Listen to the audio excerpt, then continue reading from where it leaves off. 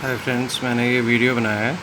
इसके अंदर मैं प्रेडिक्शन कर रहा हूँ। मेरा एक ओपिनियन है कि निफ्टी बैंक हमारा 26 तारीख को क्या रहेगा, छोटे से मतलब पे। अगर आप ये लाइन देख रहे हैं, इस लाइन में आप ये देखेंगे, जो मैंने डार्क लाइन बनाई है, इसमें ये वाली डेट का जो हमारा क्लोजिंग थी अप्रॉक्सीमेटली 24/3 को, और जो हमारी ये वाली डेट बनी है 22/5 को, ये एक तरीके से एक फॉर्मेशन बन गई है। इसने अपना डबल बॉटम को बनाया है और इसने एक स्ट्रेट लाइन बना ली है जिसमें 17,275 और हमारी जो क्लोजिंग थी वो 17,278 तक थी। अब आप 26 तारीख को मैं ये एक्सपेक्ट करता हूँ कि ये ग्रीन में जाना चाहिए। क्यों? क्योंकि अब आप ये इसको ध्यान से देखें, यहाँ पे इसके बाद वाली जो कैंडल थी वो थोड़ा सा यहाँ पे हम देखें, ये बियरिश में आ रही थी। यहाँ से अगर हम देखते हैं, इस क्लो में यहाँ पे आके ये क्लोज हुई थी 16,753 पे, 16,753 तक गई और उसके बाद ये एक ही दिन के अंदर 16,753 से लेके 18,737 तक, मतलब 1,000 पॉइंट मार्केट बढ़ी थी। इसके अंदर इतना ज़्यादा बायर्स आए कि ये मार्केट ऊपर चली गई। अब इस एक्सपेक्टेशन को लेते हुए मैं ये सोचता हूँ कि ये यहाँ पे आके डेड क्लोज्ड हुई है। अगर ये यहाँ पे आके थोड़ा सा नीचे इसकी विक्स होती तो ये डेफिनेटली नीचे जाती, बट अब कल ये जब भी मार्केट खुलेगी ये थोड़ी सी आपको दिखेगी, जो आपका 50-100 पॉइंट के करीब नीचे होगा, फिर ये ऊपर जाके बुलिश रेस करेगी और मार्केट जो है कल ग्रीन में ही बंद होगी।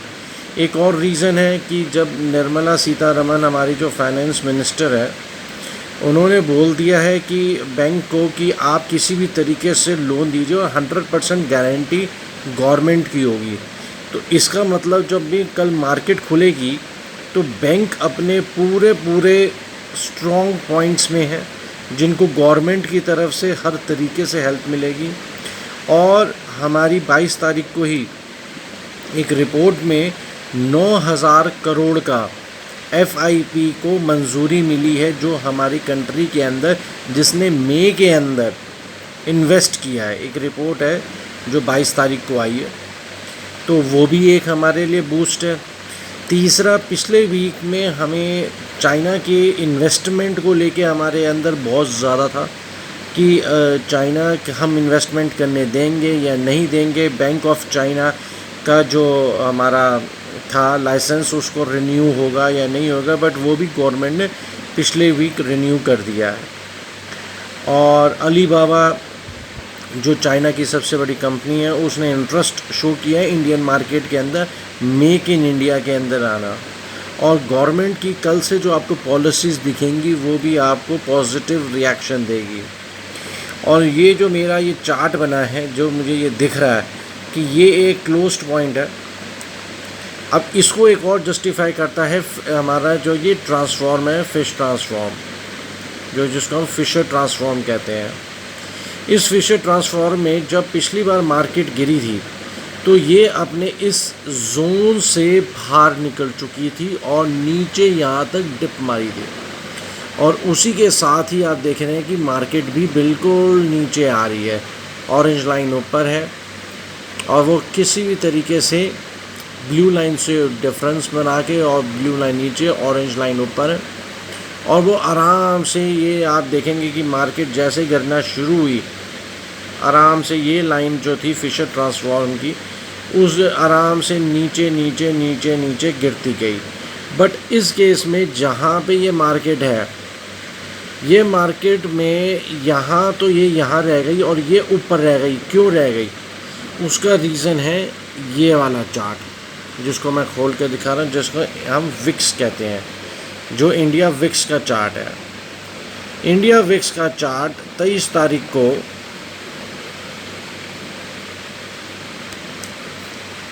मैं आपके सामने खोल के दिखाता हूँ। इंडिया विक्स का 23 तारीख को 24/3 को, जिसको हम कहते हैं, वो 786 था हाई और 71 क्लोज 83 पे हुआ था। 83 पॉइंट का मतलब है कि अब ये ऊपर तक पीक तक पहुंच गए और यहाँ से इसकी सेलिंग शुरू हो गई है बिलो 70। हम ये समझते हैं अबव कि अगर विक्स 70 से ऊपर है तो उसमें सेलिंग शुरू हो जाएगी, और जो हुई भी। आप देख रहे हैं यहाँ से नीचे आ गया। अब आज की डेट में विक्स जो है वो 32 है, और हम ये मानते हैं कि अगर ये 32 से 30 से नीचे आ जाए then it will be in a buy zone. India VIX इसके अंदर जो वॉलेटिलिटी है वो कम हो गई है और वो एक बाय जोन के अंदर आ गया है।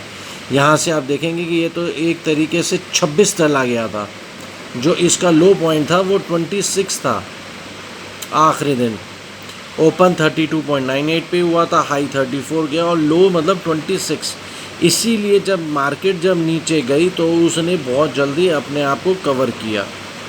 अब ये एक पॉइंट ये हो गया हमारी फंडामेंटलिस्ट की। अगर हम न्यूज़ की बात करें कि बैंक ने हमारे जो फाइनेंस मिनिस्टर हैं ना, उन्होंने बैंक्स को, पीएसयू बैंक्स को सपोर्ट किया है, इकनॉमी के लिए सपोर्ट किया है, और 25 तारीख से हमारी एयर की जो उड़ानें हैं वो भी शुरू हो चुकी हैं, हवाई उड़ानें शुरू हो चुकी हैं, तो वो भी एक तरीके से बूस्ट करेगा इकनॉमी को।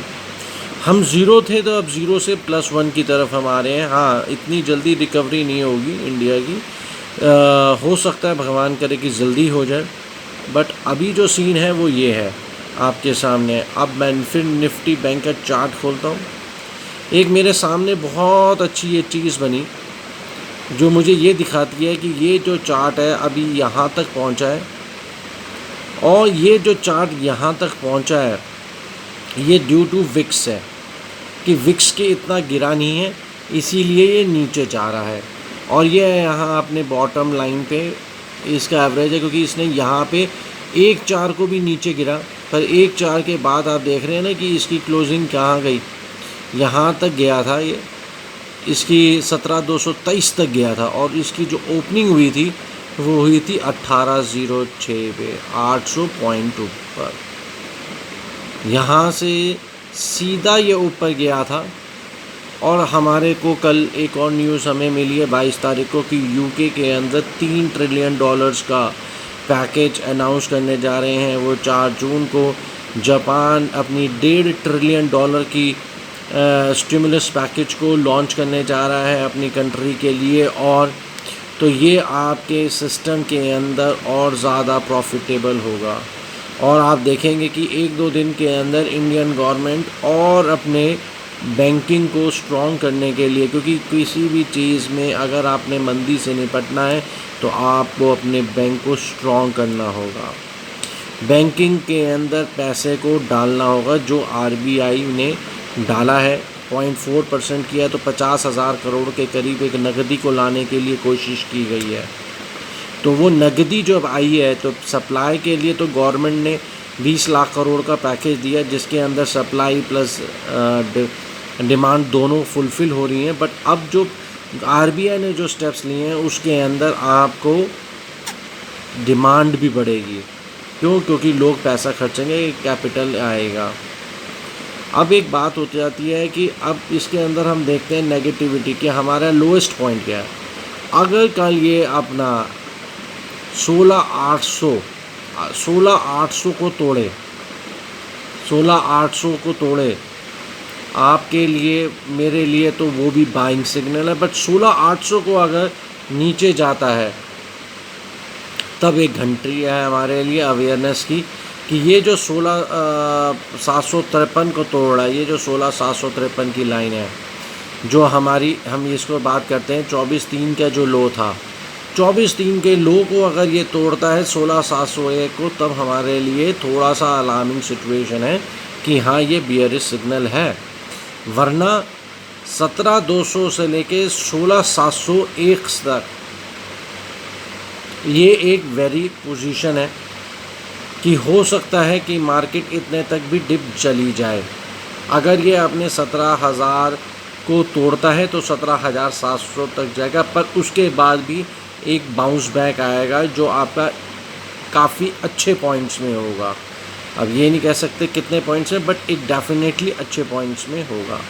अब दोस्तों अगर आपको मेरा वीडियो अच्छा लगे, अगर आपको लेवल्स चाहिए तो मैं एक लेवल बता देता हूँ आपको, क्योंकि आप ऑप्शन चेन को भी देख सकते हैं कि ऑप्शन चेन के थ्रू भी क्या लेवल्स बनते हैं।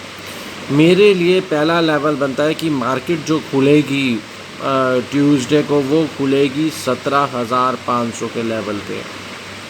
खुलते ही वो 17,000 का 500 का लेवल आएगा, 17,700 पे एक रिस्ट्रिक्शन आएगी, और अगर मार्केट पूरी तरीके से बुलिश हुई तो वो 18,000 को भी क्रॉस करेगी।